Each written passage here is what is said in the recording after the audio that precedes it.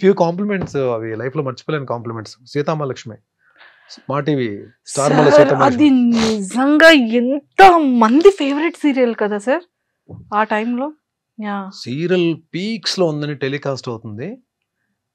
వరుణ్ బాబుది ముకుంద ఓపెనింగ్ కి సార్ నాగబాబు గారు బిజీగా ఉంటే అన్నయ్య వస్తున్నారు వెళ్ళి రిసీవ్ చేసుకో అని చెప్పంటే నాకు లక్కీగా ఆయన్ని రిసీవ్ చేసుకునే అవకాశం దొరికింది. ఫస్ట్ టైం నేను మెగాస్టార్ గారిని చూడడం బయట.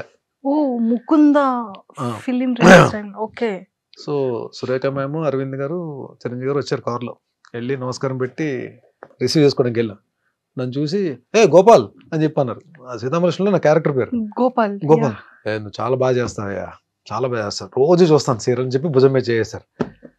అయిపోయిందండి. ఇంకా నేను ఒక్కటే అనుకున్నా, చాలరా బాబు ఇండస్ట్రీకి వచ్చి మనం ఏం సాధించామని ఎవరైనా అడిగితే మెగాస్టార్ భుజం మీద చెయ్యేసి నా సీరియల్ క్యారెక్టర్తో నన్ను పిలిచారు, రోజు నీ సీరియల్ చూస్తా అని చెప్పి అన్నారు. ఇది ఒకటి చాలరా నాకు, ఈ మైల్ స్టోన్ చాలు అని అనుకున్న మనసులో. అంతా హ్యాపీ అనిపించింది.